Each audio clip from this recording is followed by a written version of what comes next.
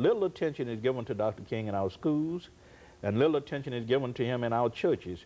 We wait until the third Monday in January of each year to celebrate him, when I think we should be talking about him throughout the year, because the principles he raised, or the issues he dealt with, what we should be about today in terms of making the quality of life better for people generally, not just for the rich, not just for those who have means and who have resources, but especially for what Dr. King called the least of these. And he constantly talked about the least of these. Well, I think you mentioned the celebration of the national holiday. What can you say in reference to that celebration? Do you think that that there's been a lull in reference to what has to be done, and that there ought to be a greater interest in this as a national holiday? I mean, how do you see that? I think it needs to be, we should not see it as simply a day off work, a day to have picnics, whatever you want to, that kind of celebration. I think it's a time for us to get together in workshops and classrooms to talk about the issues that still divide us as a nation. Not merely race and economics and violence and human destruction, but also politics. The nation, as you well know, is very divided now, between what some call the red states and others call the blue states, between what some call conservatives and others call liberal. Unfortunately, we're a very divided nation, and Dr. King always said that we can't achieve much that way. We also need to look at these issues, church-state issues.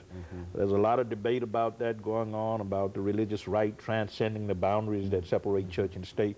Dr. King spoke to all these issues.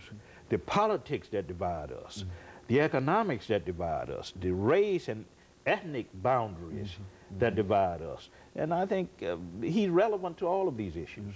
So I think instead of holding parades and picnics and just having days off work, we need to devote that day to some type of service to other people, or learning about Dr. King, or learning about how we can address the problems that are part of his unfinished crusade, because his crusade is still unfinished. And so you think our young people can still play a real role in terms of Dr. King? They can deal with some of the issues that they have to deal with today, looking at his philosophy and whatnot. Is that what yes. Violence in our schools has reached epidemic proportions. And I think students can learn from Dr. King. We need to stop looking at Dr. King as some type of gentle, passive figure. He was a radical. Who had a dream, as he said, and I think that's what most people believe. Yeah, he was a radical. He was a revolutionary for his times, and he's revolutionary for these times, because he was trying to show us a better and a different way of how to relate, how to say no to violence, how to say no to economic injustice, how to say no to racial injustice, how to say no to religious bigotry and intolerance, all of these problems. So I think he's quite relevant, and we need to stop seeing him as this kind, gentle preacher who led demonstrations and wouldn't fight back, and we need to begin to see him as a radical prophetic figure who challenged us with a prophetic gospel. And I think we put him in the proper perspective when we do that. But would it be correct to say, Dr. Baldwin, over the last minute that we have, that he was really assassinated, killed, because of his dream rather than anything else? Exactly. What he saw as the possibilities of what could happen, people believe that he ought to be killed because of that. Yeah, because he was a threat. Had he been this kind, gentle, harmless figure that a lot of us like to project, then there would have been no need for him to be assassinated. He was assassinated because he was talking about a radical change, or radical changes in the society. And I think we need to understand that. Well, Dr. Baldwin, we've got about 40 seconds before we end this show for today.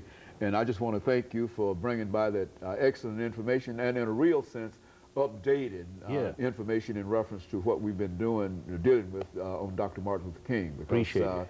He still, as far as we're concerned, he still is one of those great figures of our century. He was great in the 20th century, and he will be undoubtedly great in the 21st century. And I would imagine that, like Lincoln and Roosevelt and other individuals who will have a tremendous impact upon our society, he will always have that impact. And let me thank you, and let me encourage our audience to tune in again next week for another informative edition of Comments. Thank you, and good morning.